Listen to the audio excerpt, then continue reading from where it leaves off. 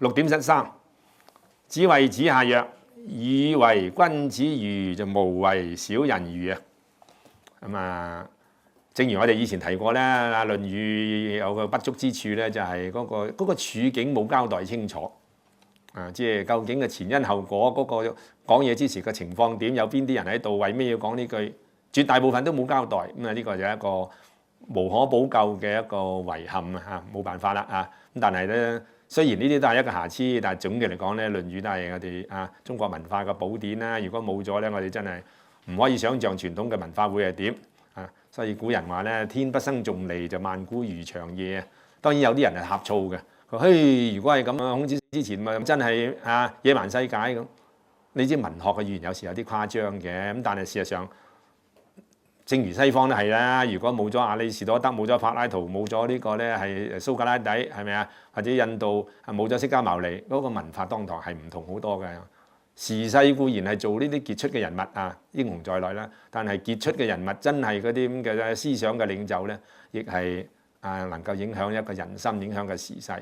所以有時咧就唯有真係歸諸天意，感謝上天啦！令我哋中國咧有個孔夫子，有呢次咁講佢有一次咧就對呢個佢個高足之一子夏咧就以文學文學之由子夏。當然呢個文夏學咧就書本知識咁解，唔係我哋後世所謂嘅純文學。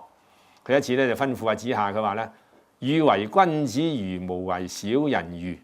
呢個喻字咧，孔子之後嗰啲72子，跟住咧後來就所謂為儒家啦咁但係在孔子嗰個時候咧，亦都有儒呢個稱呼。儒就係讀書人，我哋又睇過啦逢係嗰個字嘅右手邊做個需要嗰個需嘅嗰啲字咧，都係同軟腍腍，甚至立立落落、溫溫柔柔咁有關嘅。三點水嗰個就水立立啦個儒，係咪啊？子字邊嗰個儒就係咧細蚊仔啦，儒子啦。樹身邊嗰個就唔係儒啦，嗰、那個就糯啦，糯弱個糯啦，係咪啊？米字邊嗰個咧又係糯米個糯啦，係咪啊？咁所以咧完全係有關係嘅咁所以呢個企喺邊嘅儒咧，就係、是、表示咧係即係溫溫和和的讀書人咁嘅意思啦亦可見咧，孔子嗰個時候咧都有分所謂君子喻、小人喻我哋今日儒咧就好似話儒雅，但係所謂如果淨係一個普通嘅讀書人咧，讀書人有時可以胸襟好窄，係咪啊？可以咧係見聞好淺嘅。唔係話讀過書嘅就一定咩㗎嚇？當然讀書有一定嘅幫助，但係真係有啲人真係書越讀得多咧，就可能越糊塗、越閉塞。即係所以最緊要咧就係要嗰個胸襟，嗰個好似我哋今日都講啦，係咪？有啲人 IQ 之外仲要 EQ 好多樣嘢嘅。人嗰個教育係要全面嘅，各方面都要提升自己。就好似呢個孔子咧就勉勵子夏咧，你要做一個君子如，唔好做一個小人如。呢個君子小人咧，我哋亦都提過下咧。喺孔子嗰個時代咧，就通常係有兩種意義嘅。傳統嘅意義咧就係以地位分，君子就係有地位嘅。在當時嚟講，甚至係世襲嘅貴族。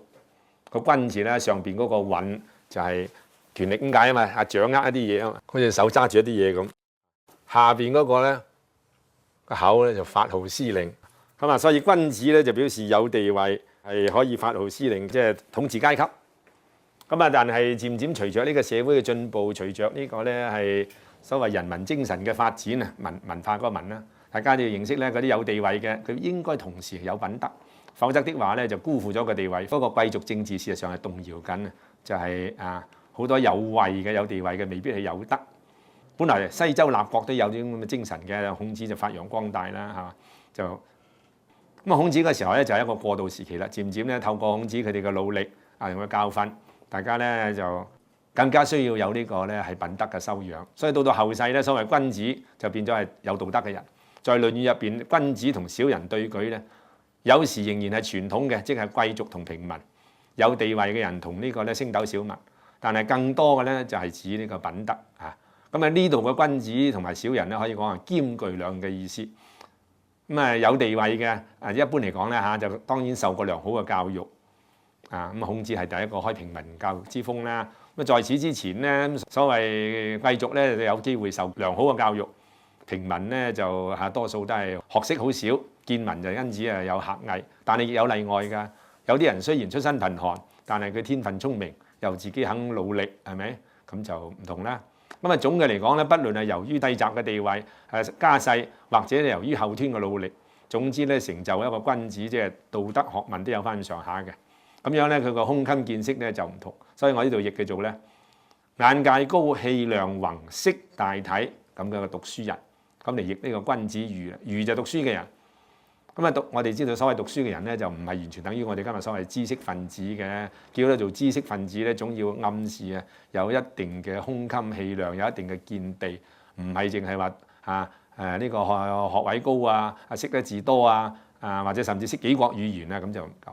最緊要都係胸襟見識、氣量，咁啊叫君子。佢話你咧要做一個君子儒，就唔好做一個咧因此同君子對比嘅小人咧，就係即係平凡嘅，冇乜胸襟嘅。咁啊點解咁講咧？咁當然我哋好似剛才話咧，呢句説話嘅事前事後又冇乜點詳細解釋。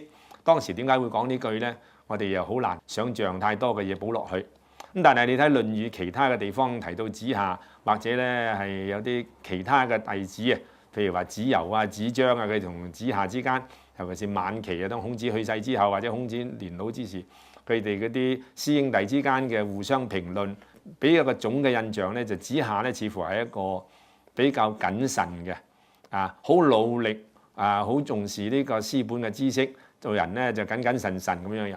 同譬如話子張唔係張紙個子張喎，姓張個張，子張咧就似乎係好高言大志每個人嗰個天生氣質係唔同嘅，所以孔子咧大概有所謂因材施教，就不同嘅學生佢有啲不同嘅説話咧，可能就係針對嗰個人嘅特點無論佢嘅優點或者缺點咧，有適當嘅提點。咁我哋唯有到此為止㗎啦。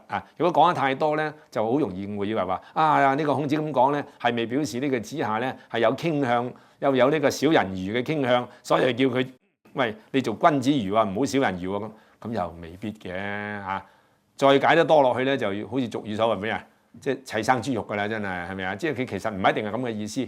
所以有時咧唔好解得，即係唔好太過穿作，亦唔好解得，唔好估得太多嘅嘢。唯有憑着情理，同埋睇下嗰個咧前因後果，睇下嗰部書其他嘅例子咁樣咁你從另外一個角度講咧，孔子呢個勉勵其實對所有人都啱嘅，就唔單止話對呢個子夏不過啱啱嗰次佢對子夏講呢句咁亦有可能但係睇成本《論語》咧，孔子好多時候都係所謂因材施教，所以有針對性。譬如佢勉勵子貢，子貢係佢最喜歡嘅學生之一啦。子貢口才又好，學問又好，又善於經商咁又長於呢個政治外交。有時咧，孔子都會提一提佢，即係實踐比講嘢更重要。佢就因為眼前呢個學生口才實在太好，我哋人係有個弱點嘅，人好早就知道自己一個人有時最弊就係自己實在唔係嗰樣嘅長處，就以為有啫。但係如果真係有嗰樣長處咧，冇話唔知道嘅。一個人如果聰明，佢早就知道自己聰明嘅。正如女士如果佢係美麗咧，自細都有人讚佢啦，佢早就知啦，唔使你提醒佢噶，係咪啊？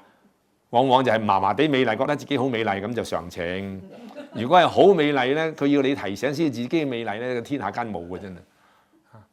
除非佢未照過鏡，佢未照過鏡都聽過人讚過啦，係咪啊？咁所以咧一樣。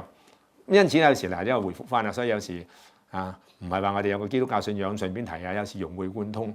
所以近年咧，我都好感動嗰個咧，《哥林多前書》4章7節真係好好嘅，對於乜嘢人都啱使你與人不同的是誰呢？你有什麼不是領受的呢？若是領受，為何自誇？彷彿不是領受的呢？又懇切，又淺白，又深刻，即係使你與人不同的即係令到你同人唔同嘅。譬如話聰明才智，譬如話雪膚花貌，譬如話咧係體育運動特別叻咁係邊個令到你咁咧？咁係嘛？有什麼不是領受呢？乜嘢唔係天俾嘅啫？天賦咁嘅天係乜嘢咧？咁如果係天賦嘅，為何自誇？咁有乜好牙擦啫？不過上天俾面或者上天另有目的俾呢樣嘢。咁有時我哋諗下自己又有第啲缺點嘅喎，嗰啲缺點又係上天俾我哋咧，等我哋警惕下，等我哋唔好驕傲，係咪啊？真係好嘅咁所以呢度咧，孔子雖然唔係宗教家，呢個勉勵都係你做一個儒做一個讀書人咧，實在一方面亦都相當幸運。點解幸運咧？起碼有機會受教育。有啲人一樣好聰明才智㗎，可能家世好貧窮，或者不幸咧身逢戰亂，係咪啊？咁你根本連讀書機會都冇。你睇下好似中國抗戰時期或者咧而家世界上好多地方都多憂多患啦，係嘛？唔係個個有聰明才智、有天賦嘅人能夠適當栽培㗎。好啦，有機會栽培做儒啦、讀書人啦，都仲要留意自己嘅後天嘅修養留意提升自己嗰個胸襟見識。所以咧，君子儒唔好做小人儒，呢個就好好。